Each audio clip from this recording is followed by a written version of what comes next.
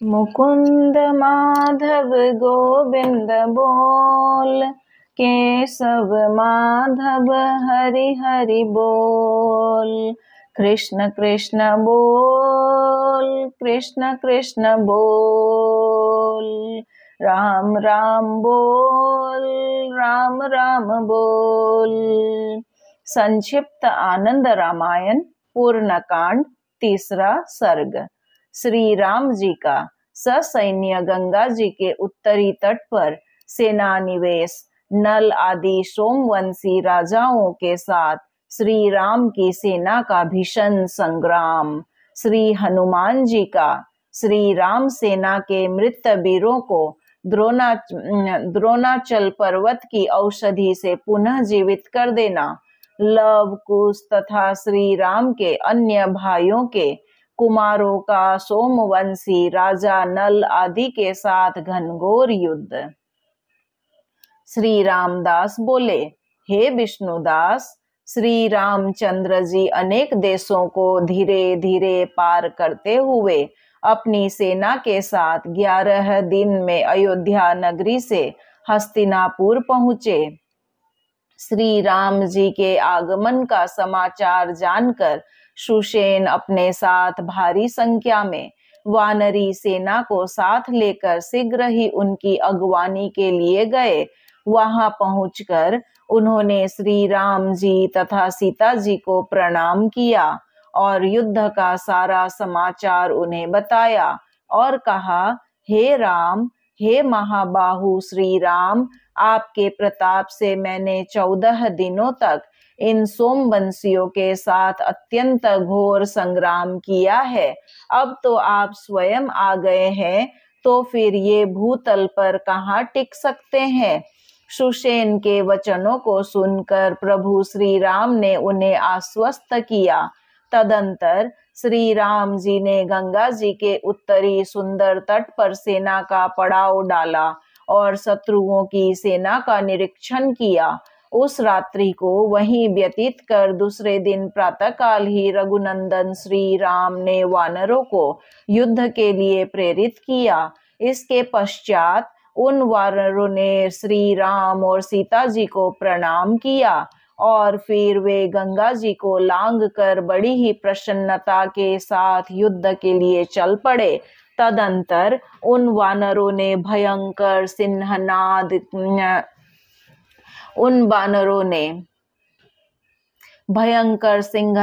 किया, विविध प्रकार के वाद्यों को बजाया और फिर उन्होंने शत्रु सेना पर धावा बोल दिया। नल आदि वे सभी सोमवंशी राजा श्री राम जी की सेना को देखकर अत्यंत आश्चर्य में पड़ गए।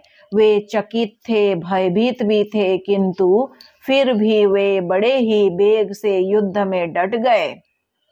इधर वानरों ने भी बड़ी जोर से राम नाम का जय घोष करते हुए पत्थर के बड़े बड़े टुकड़ों, पर्वतों, वृक्षों, शिलाओं, हाथ की मुट्ठियों और पैरों के द्वारा शत्रुओं पर आघात करना प्रारंभ कर दिया और अनेक शत्रु वीरों को मार गिराया। सोमवंशी नल आदि वीर राजाओं ने अपने सुतीक्ष्ण शस्त्रों के द्वारा युद्ध में उन कपीश्वरों पर बड़े वेग से प्रहार किया। इस प्रकार दोनों ओर से भयंकर संग्राम छिड़ गया। वानरों के द्वारा बलपूर्वक वृक्षों की मार से प्रताड़ित किए गए वे राजा नल के सैनिक युद्ध से पलायन करने लगे। युद्ध से विमुख हुए तथा पलायन कर रहे उन सैनिकों को देखकर नल आदि ने दूसरे दूसरे राजाओं को पुनः युद्ध के लिए प्रेरित किया। तब जम्बू द्वीप के सभी राजा तथा अन्य द्वीपांतरों के राजा विविध वाहनों पर आरूढ़ होकर युद्ध क्षेत्र में आ डटे। उन सभी को युद्ध करने के लिए आया देखकर श्री राम की ओर से जम्बू द्वीप के तथा अन्य द्वीप के द्वीपांतरों के राजा, देश देशों के राजकुमार अनेक वाहनों पर आरूढ़ होकर संग्राम भूमि में आ पहुंचे। उनके साथ ही सुग्रीव, अंगद, हनुमान, विभीषण, जामवान, सुषेण, संपाति, मकरध्वज, गुह्यक, भूरिकृति, महावीर, कंबुकंठ और जनक आदि राजा भी युद्ध भूमि में जा पहुंचे। तदंतर दोनों ओर से वीरों का भयंकर निनाद हो उठा। दोनों सेनाओं में अनेक प्रकार के वाद्यों की भयंकर ध्वनि होने लगी। भगवान शिव सहित ब्रह्मा आदि सभी देवता, बुध, सोम एवं देवराज इंद्र आदि विविध वाहनों पर विराजमान होकर आकाश में आ पहुंचे और बड़े ही कौतूहल के साथ उस युद्ध को देखने लगे। उस समय चंद्रमा आदि देवता आपस में यह मंत्रणा करने लगे कि यह तो महान भय उपस्थित हो गया है, लगता है आज प्रलय हो जाएगा। ये सोमवंशी राजा ब्रह्मा जी के द्वारा दिए गए वरदान से अपराजय बने हुए हैं और इधर ये श्री राम स्वयं साक्षात विष्णु है, तो फिर जय पराजय का कैसे निर्णय हो? इन दोनों पक्षों को युद्ध से किस प्रकार निवृत्त किया जाए? इस समय युद्ध रोकने का कौन सा उपाय करणीय है? तब ब्रह्मा जी ने उन्हें देवताओं से कहा, कुछ समय युद्ध हो जाने के अनंतर मैं श्री राम तथा सोमवंशी राजाओं के बीच में मैत्री करवा दूंगा। उन देवताओं से ऐसा कहकर ब्रह्मा जी पुनः युद्ध कौतूहल को देखने लगे। युद्ध में दोनों सेनाओं की ओर से अनेक प्रकार के शस्त्रों के टकराने की घनघोर ध्वनि गूंज रही थी। तोप आदि विशाल यंत्रों से निकली हुई अग्नि ज्वालाओं से दसों दिशाएं व्याप्त हो गई। शतघ्नि एवं अन्य अग्नेय यंत्रों से निकली हुई गोलियों के द्वारा दोनों ओर के सैनिक परस्पर में मार करने लगे। बड़े बड़े संकटों में स्थित तोपों से एक दूसरे पर प्रहार हो रहा था। दोनों ओर के वीर बाण, खड़ग, परशु, तोमर, भिंदीपाल, मुदगर, परिध, चक्र, बाण, भाले, शूल तथा पट्टिस आदि आयुधों के द्वारा एक दूसरे पर आघात कर रहे थे। उस समय अपने कुल, गोत्र, जाति आदि का नाम लेते हुए युद्धोन्मत्त होकर पुत्र पिता का पिता, पुत्र का पितामह, पौत्र का और पौत्र पितामह का वध कर दे रहा था। उस भयंकर युद्ध में प्रपितामह प्रपौत्र को तथा प्रपौत्र पितामह को, इसी प्रकार मातामह को दैहित्र नाती तथा दौहित्र मातामह को अपने बाणों से आहत कर डाल रहा था। इस प्रकार से दोनों पक्षों की सेनाओं के मध्य महान तुमुल संग्राम छिड़ गया। उस युद्ध में श्री रामचंद्र जी की ओर से जो भी वीर लड़कर मृत्यु को प्राप्त हो जा रहे थे, पवन नंदन हनुमान जी द्रोणाचल की औषधियों से उन सभी को पुनः जीवित कर दे रहे थे। किंतु इसके विपरीत शत्रु सेना जो वीर मृत्यु को प्राप्त हो रहे थे, वे पुनः जीवित नहीं हो पा रहे थे। इस कारण से सोमवंशी सेना के वीरों की संख्या धीरे धीरे कम होती जा रही थी। उस समय वीर सैनिकों के रक्त से सूर नदी गंगा रक्त वर्ण की हो गई। श्री राम जी के वीरों ने नल आदि वीर राजाओं की भारी संख्या वाली सेना को उस घोर संग्राम में धराशायी कर दिया। इस प्रकार से हस्तिनापुर में होने वाला यह युद्ध 6 मास तक चलता रहा। अंत में वे सोमवंशी राजा अपनी बची हुई थोड़ी सी सेना को लेकर स्वयं संग्राम भूमि में आए। वे अत्यंत दीन एवं हतोत्साह हो चुके थे। उन्हें आता देखकर श्री राम आदि भाइयों के कुश आदि वीर कुमार उस रणभूमि में आगे आकर डट गए। उस समय नल के सम्मुख कुश, नद्युक के सामने लव, जातिकर के सामने अंगद, राजा वसुद के समक्ष चित्रकेतु, लघुश्रुत के सम्मुख पुष्कर, सूरत के सामने तक्ष, अजमीढ़ के सामने सुबाहु और बल नामक राजा के सामने यूपकेतु खड़े हो गए। शत्रुघ्न पुत्र यूपकेतु ने थोड़ी ही समय में अपने बाणों के द्वारा उस सेना को छिन्न भिन्न कर डाला। लव ने अपने वायव्यास्त्र के प्रयोग से उन वीरों को लवणा सागर में फेंक दिया।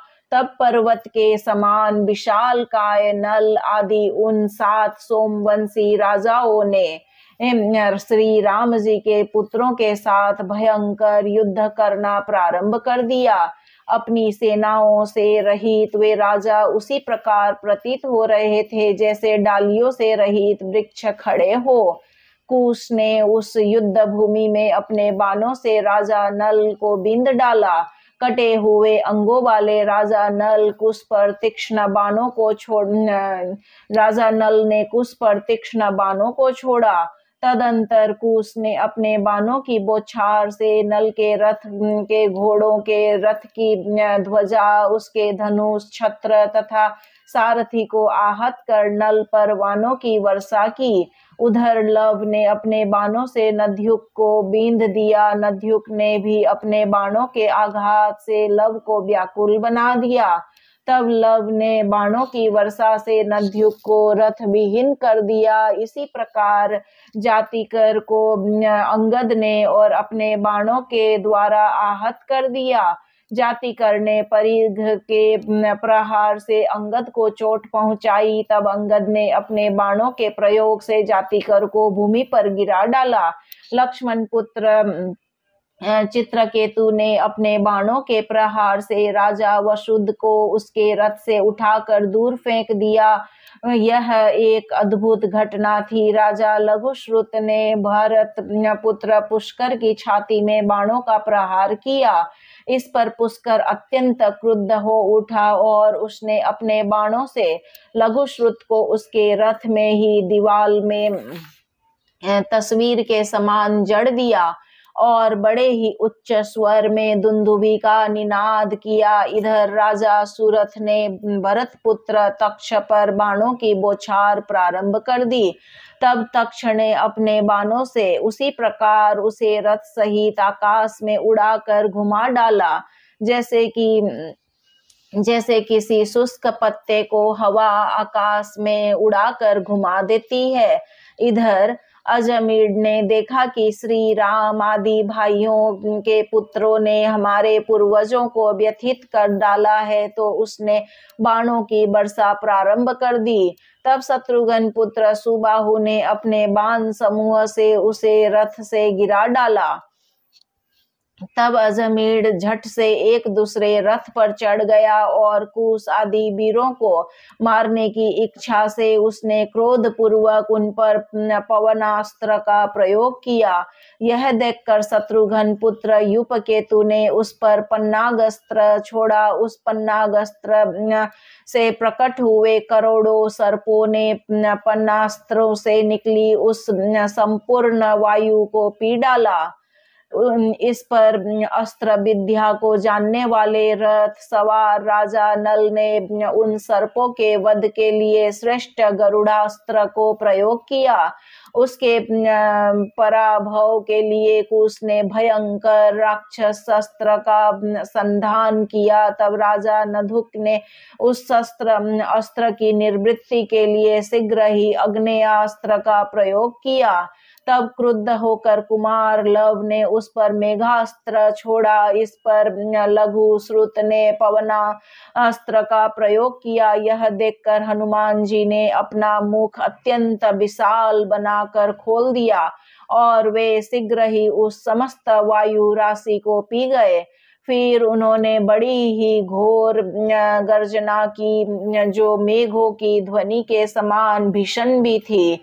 इस प्रकार के उस महाभीषण संग्राम को पुष्पक विमान पर रख विराजमान श्री सीता राम जी, श्री लक्ष्मण आदि के साथ देख रहे थे। जब कुश ने देखा कि विजय का कोई अन्य उपाय बचा नहीं गया है, तब उन्होंने शीघ्र ही ब्रह्मास्त्र को संधान किया। सर्ग 3 यहाँ संपूर्ण हुआ। श्रीमन्नारायण नारायण नारायण, भजमन हरि नारायण नारायण नारायण, बोलो हरि नारायण नारायण नारायण, मेरे नारायण नारायण नारायण।